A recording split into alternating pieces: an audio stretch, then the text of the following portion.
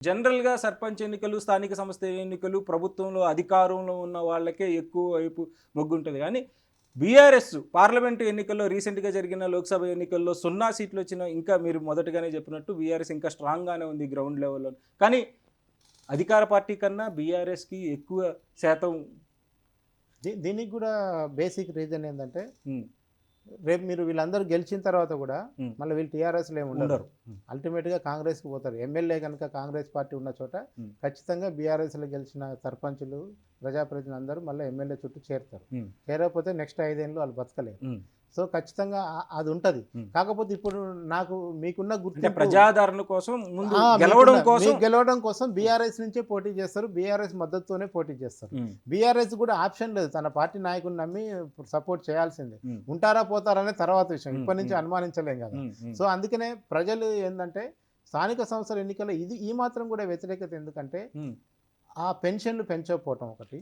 రైతు భరోసా ఇవ్వకపోవటం ఒకటి. ఒకవేళ ఈ ఇప్పుడు ఈ గడిచిన 2 నెలల్లోనే కాంగ్రెస్ పార్టీ అనుకున్న సంక్రాంతి రూపిస్తానన్న రైతు భరోసా వాళ్ళ ఖాతాల్లోకెళ్ళిపోయి, పెన్షన్ ఈయన అనుకున్నట్టు 4000 లేకపోతే 3000 ప్రస్తుతానికి చేసి ఆళ్ళ ఖాతాల్లోకెళ్తే ఈ గ్రాఫ్ రివర్స్ అయ్యే అవకాశం రివర్స్ ఉంటదా? అయితది ఆటోమేటిక్‌గా. హ్మ్. ఆటోమేటిక్ అయితది. కాంగ్రెస్ మీద ఉన్న ఏకైక విమర్శ ఇప్పుడు అదే. హ్మ్. హామీలని పట్టించుకోవట్లేదని. హ్మ్. మీకు రైతు భరోసా వచ్చేసిందనుకోండి. హ్మ్. రైతు భరోసా వచ్చేస్తే రైతు సెక్షన్ అనేది హ్యాపీ ఫీల్ అవుతది. హ్మ్. ఈలోపు ఇవి చేస్తాన్న ఇతర పథకాలు ఇప్పుడు ఎట్లాగో రూ. 500 వడ్ల బోనస్ నడుస్తూనే ఉంది. హ్మ్. ఇంకా కావాల్సింది ఏంది? ఇందిరమ్మ ఇండ్ల సంగతి ఒక్కటి తేల్చాలి. హ్మ్. ఇందిరమ్మ ఇండ్లు రైతు భరోసా చేయగలిగితే హ్మ్. మళ్ళీ మీ స్థానిక సంస్థల ఎన్నికలన్నీ కూడా రివర్స్ అవుతాయి. రివర్స్ అవుతాయి. అంటే ఆటోమేటిక్‌గా బీఆర్ఎస్ 0 నుంచి అంటే పార్లమెంట్ ఎన్నికల్లో 0 నుంచి వాళ్ళు పోరాట పటిమే వాళ్ళని మళ్ళీ ఈ స్థాయికి తీసుకొచ్చిందనుకోవచ్చా? లేకపోతే లేదు. లేదు. కాంగ్రెస్ ఇది వైఫల్యమా? లేదు. ఒకటి కాంగ్రెస్ వైఫల్యము కొంతుంది. హ్మ్. రెండోది ఆల్రెడీ బీఆర్ఎస్ నాయకులు గ్రామాల్లో బలంగా ఉన్నారు. గడిచిన 9 ఏళ్లలో అధికారం ఉండటం వల్ల. అంటే ఇక్కడ ఫైనాన్షియల్‌గా కేటీఆర్ గారు, హరీష్ రావు గారు చేస్తున్న తిరుగుబాటు కాదంటారా? కాదు. హ్మ్. ఫైనాన్షియల్‌గా వాళ్ళు బలం పడ్డరు. ఈ 9 ఏళ్లలో హ్మ్. బీఆర్ఎస్ అధికారం ఉండటం వల్ల ఫైనాన్షియల్‌గా బలపడ్డరు. హ్మ్. కాంగ్రెస్ పార్టీకి నిధులు లేకుండా చేయగలిగారు. హ్మ్.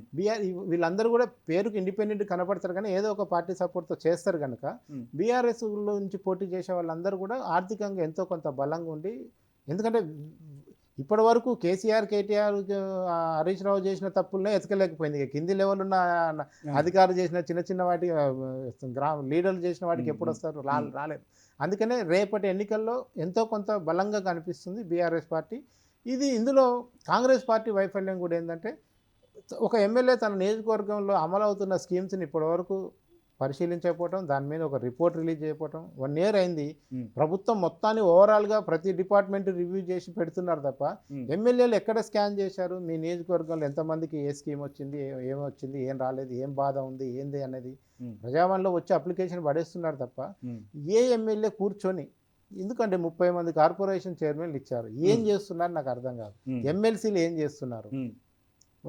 పార్టీ అధికార ప్రతినిధులు ఏం చేస్తున్నారు? వీళ్ళందరూ ఏం ఈ కాంగ్రెస్ పార్టీ 1 ఇయర్ వేడుకల్లో అదేదో ప్రోటోకాల్ ప్రకారం వచ్చి డయాస్ మీద కూర్చోవడం తప్ప, హ్మ్. ప్రజలను దగ్గర నియోజకవర్గంలో జనాన్ని పిలిపించుకొని నీకేమైనా కష్టమైందా, నష్టమైందా అని అడగకపోతే గనక, హ్మ్. రేపు వచ్చే 4 ఏళ్లలో చాలా ఇబ్బందికర పరిస్థితి ఉంటది. హ్మ్. లేదు ఇప్పుడొచ్చిన డేంజర్ సిగ్నల్స్ నుంచన్నా తేరుకొని, హ్మ్. కొంచెం తేరుకుంటే రేపు వచ్చే రెండో సంవత్సరంలోనే కొంచెం పరిపాలనలో మార్పు వచ్చే అవకాశం ఉంటది. ఇక బీజేపీ 8 స్థానాలు మనం పార్లమెంట్ ఎన్నికల్లో చూసాం. మీరిచ్చిన దాంట్లో గూడా కింద నేను చదివిన దాంట్లో మోడీకి క్రేజ్ ఇంకా బాగుంది అనే ఒక ఇది ఉంది. అయితే ఇంకా మరి ఈ గ్రాఫ్ 19% అంటే ఇది తక్కువ అనుకుందామా? లేదు చాలా ఎక్కువే అనుకుందామా? బీజేపీకి గ్రామాల్లో ఉన్న పరిస్థితి మొన్న మీరొచ్చిన 8 సీట్లు ఎవరిచ్చారనుకుంటున్నారు? 4 బీఆర్ఎస్ ఇచ్చింది, 4 4 బిఆర్. కాంగ్రెస్ ఇచ్చింది. బీజేపీ బలంతోనే ఎక్కడ గెలిచారు వాళ్ళు.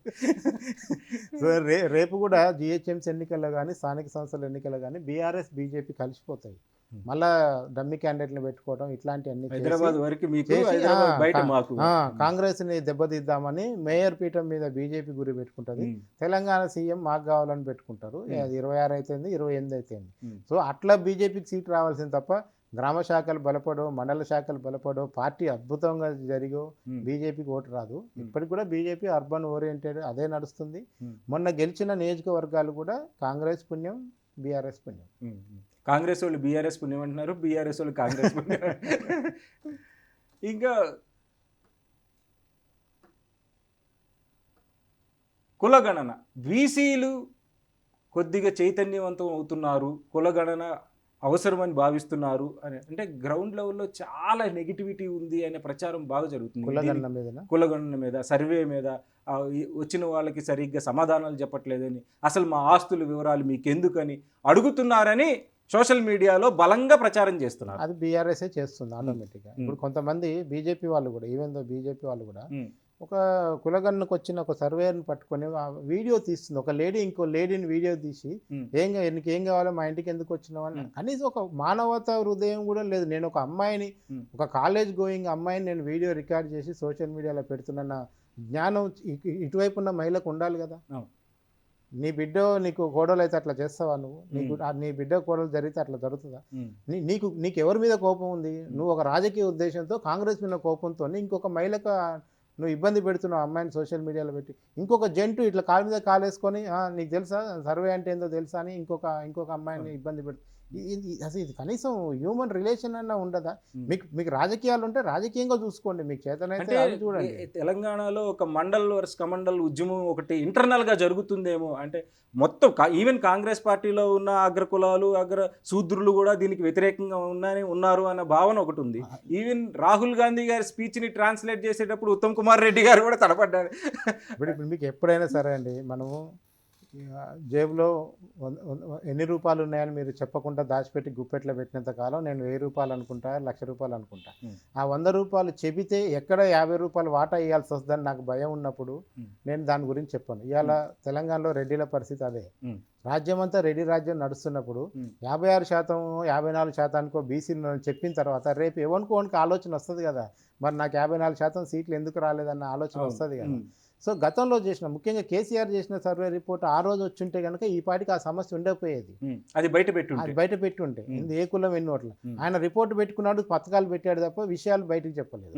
ఇవాళ వీళ్ళు కేసీఆర్ చేసిన లెక్కలే బయటికి రాలేదు, మీరు చేసి ఏం చేస్తారని నెగిటివ్ ప్రచారం ఒకటి, కొన్ని అన్నెసరీ ప్రచారం. ఇప్పుడు నేను కూడా కులగన్న ఫామ్ నింపినండి, నన్ను వాళ్ళు ఎక్కడ కూడా మ్యాండేటరీగా నువ్వు ఇది చెప్తేనే మేము రాసుకుంటాము లేకపోతే ఫామ్ తీసుకోమని అనలేదు. మొత్తం ఫామ్ నా చేతికి ఇచ్చి ఫిల్ చేయండి, మీకు ఏమి పెట్టాలని, మీకు ఏది డీటెయిల్ మీకు షేర్ చేయాలనిపిస్తే అది చేయండి, మీరు ఇది చేయలేదు కనుక మీ ఫామ్ వ్యాలిడ్ కాదని వాళ్ళు నాతో అనలేదు.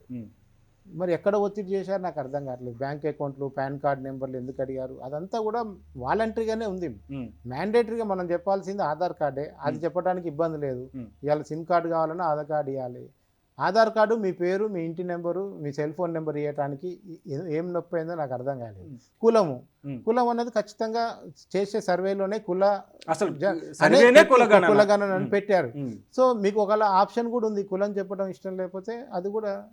అంటే మీరు అబ్జర్వ్ చేసిన దాన్ని బట్టి కాంగ్రెస్ కి చిత్తశుద్ధి ఉందా ఈ కులగణన చేసే ప్రక్రియలో, దాన్ని బయటికి తీసుకురావాలనే ఒక చిత్తశుద్ధి?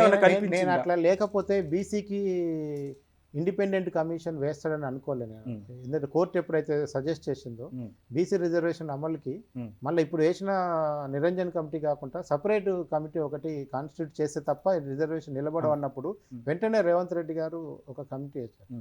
సో అది బయట సమాజం నుంచి వస్తున్న ఒత్తిడి కావచ్చు, రాహుల్ గాంధీ దృష్టిలో కూడా ఈ విషయం ఉందని కావచ్చు, తనకి ఇష్టం కేవలం రాహుల్ గాంధీ గారి కోసమే ఇక్కడ కులగణన. రాహుల్ గాంధీ అనే ఒకటే ఉంది, కాంగ్రెస్ పార్టీ జాతీయ నినాదమే ఇప్పుడు కులగణన చేయాలి, ఆర్పార్ తేల్చాలనే కదా మాట్లాడుతుంది. ఇట్నా ఇత్తేదారు ఉత్నా భాగేదారు అని మాట్లాడుతుంది. సో ఎవరి వాటా ఎంతో వాళ్ళకి తేల్చాలని రాహుల్ గాంధీ దేశ స్థాయిలో మాట్లాడినాక అధికారంలో కాంగ్రెస్ పార్టీ రాష్ట్రాలు చేయకపోతే ఎలా ఉంటుంది, బాగుండదు. సో మోరల్ కమిట్మెంట్, ఇటు రాజకీయ కమిట్మెంట్, రెండు రకాలుగా ఉంది. కానీ ఇప్పటికీ 23% మంది అవసరం లేదని భావిస్తున్నారు, లెక్కలు బయటికి రావని భావిస్తున్నారు. ఇదేమో నిరాశ, లెక్కలు బయటికి రావాలి, చెప్పినా ఏం లాభం లేదు, మళ్ళీ మనం ఏం చెప్పినా బయటికి రాదు, వేస్ట్ అనేది ఒక నిరాశ. అవసరం లేదనే వాళ్ళు కూడా ఈ కేటగిరీలో ఉంటారు, అగ్రకుల అగ్రవర్ణ కేటగిరీలో ఉంటారు. నేను రోజు 3 రూపాయలే తినాలి, 7 రూపాయలు తింటున్నా, 4 రూపాయలు అదనంగా తింటున్న విషయం ఇప్పటిదాకా. తెలంగాణలో ఎంత శాతం మంది అగ్రకుల అగ్రవర్ణ శూద్రులు ఉన్నారో దానికి దీన్ని బట్టి ఖచ్చితంగా టోటల్ ఫిగర్ వచ్చేసినట్టు.